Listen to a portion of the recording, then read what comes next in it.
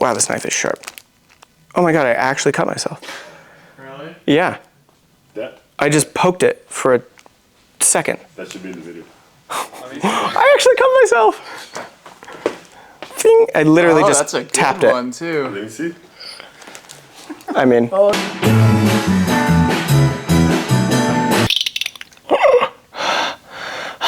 Hey everybody, welcome back. Testing the audio. It's Tanner Steed, motherfucker. Today we're going to be doing an unboxing on silver brushes. I am so excited. Warren, thank you so much from Silver Brushes. He just sent me a box and I am so excited to open this up. I honestly have no idea what's inside of here. I'm hoping I've got, you know, some paintbrushes for some landscapes, for portraits. I've been doing a lot of paintings of Olivia lately. It's kind of my thing. I did this one over at the Trevi Fountain in Rome during a workshop with Daniel SPRICK. I'm going to be teaching there next year in May, so make sure to go check that out. All links for workshops and everything is in the description below. Just go to tannersteedart.com. Shout out to Mr. Steve Forster. I'm proud of you. This book is unbelievable. I have been painting alongside this. I don't know about you guys, but whenever I'm painting, I always have multiple art books right next to me so I can access any information that I'm looking for. If I've got, you know, questions on how to paint flesh tones better or how to create a glow, this book has been absolutely incredible. All right, so I'm gonna need a knife for this. We could use this palette knife. No, this isn't right, it's not. Canvas scraping knife. This is awesome. Whenever you have, you know, some rough texture all over your painting, you can scrape it away, but yeah, I think this is good enough. Any sushi fans out there? Some trout fishermen? Oh, hoo, hoo. Sweet. Oh my God, you loaded me up, man. Thank you so much. Yeah, okay, where are we gonna start? Holy cow, I've got quite a few brushes and it looks like I can definitely do every single stage of my paintings with these.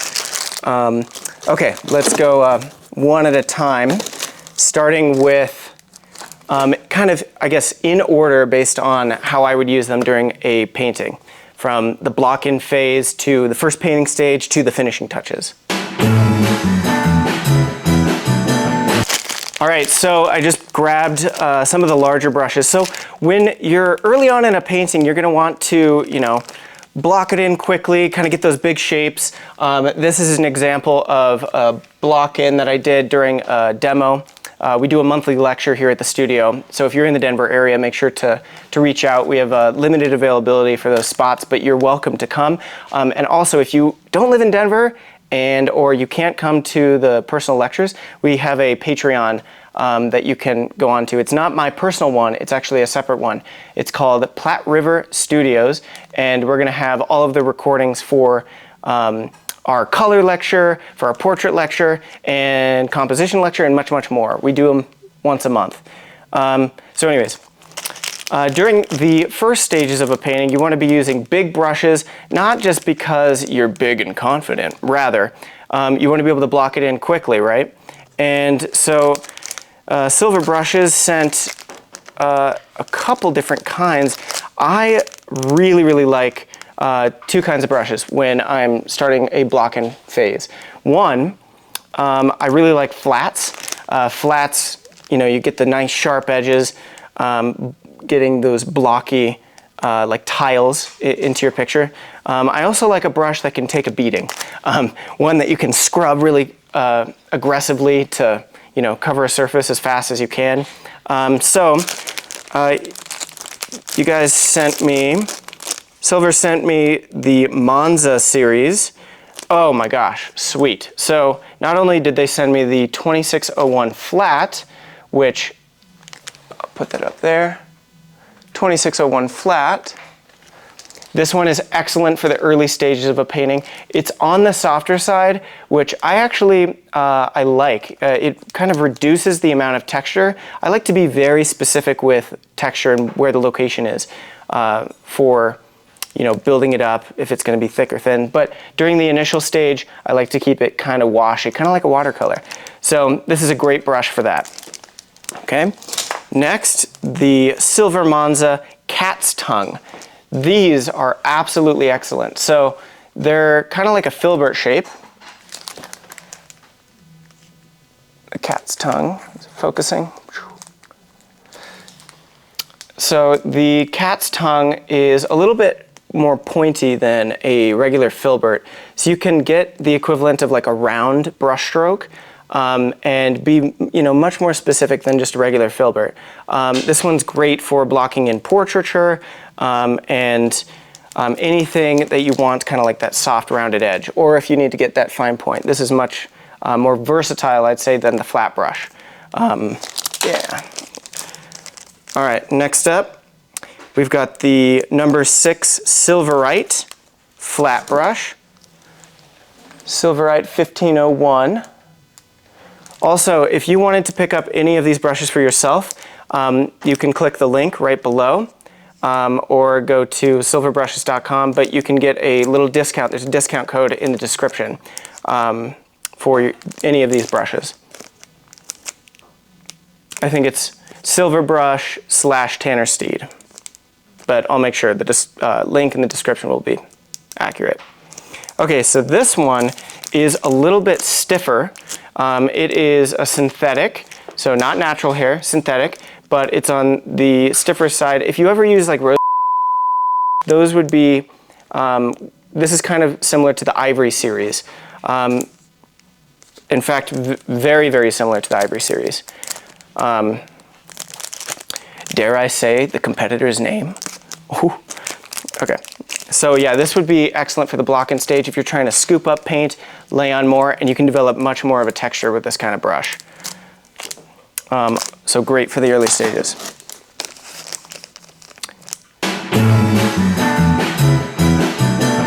Next up, we've got the Silver Silk. Now these are really, really smooth, very soft bristle brushes. They actually have a gray tip. Really kind of cool. Interesting looking brush. They've got the purple handle, very unique. So each brush that I've been talking about has slowly been decreasing in size. So this represents getting a little bit more particular with smaller features in a portrait maybe, and smaller brushwork. So if I'm, you know, developing broken color in flesh and I'm getting multiple colors in a cheek, I might switch over to this brush and start articulating more specifically, because we work general to specific. So yeah, these would be great for like that first painting stage, or even in the finishing layers. These would be really, really good. Because they're really soft, they're not going to scoop and scratch away paint. If you've ever had that happen, you want to be working softer and softer as you go if you want to paint similar to how I do. Okay, so we're getting a little bit smaller. We've got a Silver Silk 88. This is a an angled brush. The angled brush is excellent for little architectural features if you're trying to get a crisp mark, but you know, sometimes the flat brush can be a little bit clumsy. This can be a little bit more specific if you're trying to, let's say, block in a tiny little window in a landscape behind, I don't know, an architectural scene behind some camels, if you're into that. Okay, and we've got another Silver White, 1500 round. I love rounds. In fact, when I was transitioning from drawing into painting, I found that rounds were like my comfort zone. I absolutely love them. Because as a child, I really like to draw. And so the round, to me, represents the feeling of a pencil in your hand. So when I'm painting and I need a little bit more intrinsic motivation, I'll just pretend like I'm drawing with paint. And, you know, really for my procedure and what I like in artwork and the process, I love drawing so much. So the more I can draw, the happier I am.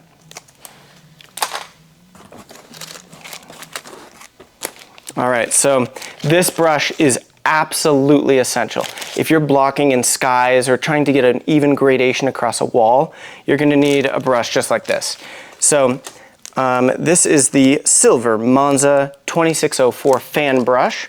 They come in a variety of sizes. The fan brushes are absolutely essential if you want to get two shapes to merge with each other. Now, I don't tend to use these all the time, but whenever, let's say I'm painting a sky, I'll block in one flat value and then a band of another flat value. Maybe, usually in a sky, it's going to be a little bit darker on top, a little bit lighter below, and in between those two blocked in regions of wet paint, I'll go through with this fan brush and just go up and down and do this kind of, I call it a SPRICK wiggle because I learned it from Mr. Dan SPRICK. Vertical strokes up and down just like this, and then you very, very softly brush right through it. So depending on the area that you're trying to cover, if you're working on a small painting or a big one, you're going to need a different size fan brush. So this would be a great size for, I don't know, I could see maybe a painting like this. This is a 16 by 24 or something like that. I would use maybe a size a little bit bigger than this. This is a number 4 fan brush. Absolute essential. Highly recommend getting this one.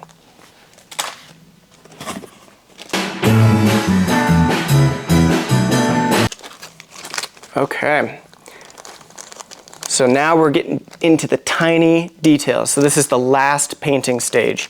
When you're putting on the finishing touches, you're putting in tiny little glazes, adjusting, subtle values or tinting different areas to be just as precise as you possibly can make it. So we have another from the Monza series, another soft brush. I'm sure you guys are getting a theme as to what brushes I like to use.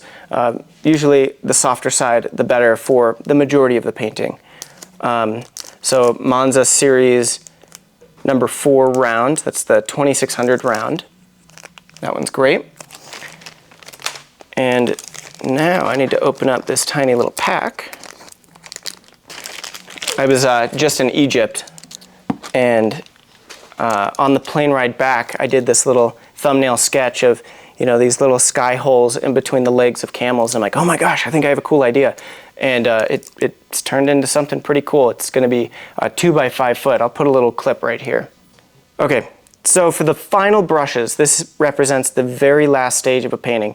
And hopefully you're seeing that finish line, but you're like, gosh, I just need to get more specific, more specific, more specific. Well, these are going to be perfect for that. So the general trajectory is going from slightly stiffer, more bristly, to softer and softer and softer until you reach the finishing stages.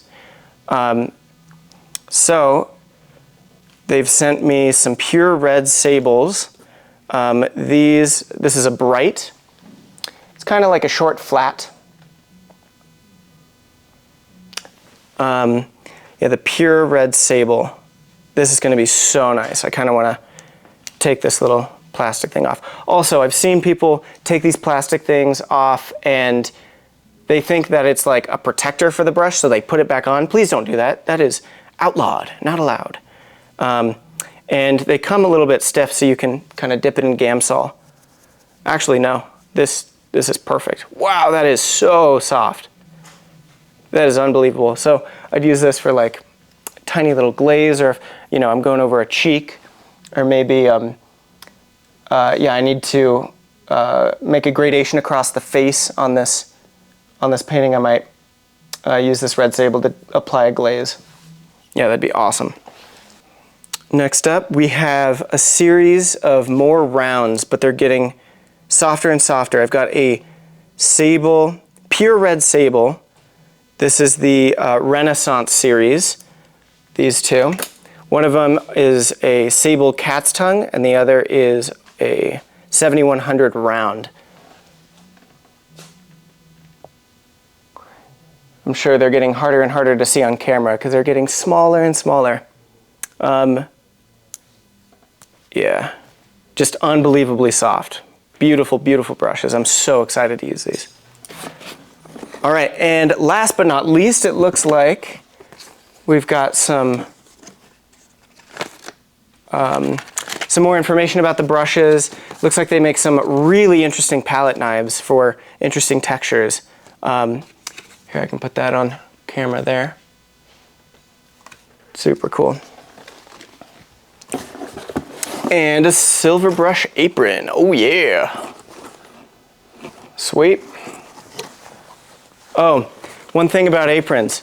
Don't put your dirty paper towels in this little pocket. I know it's tempting, but guess what? If you do that over and over and over and over, eventually the oil will just spill and seep into the apron and make it absolutely unusable. So if you're like me and you make mistakes sometimes, make sure you clean your apron.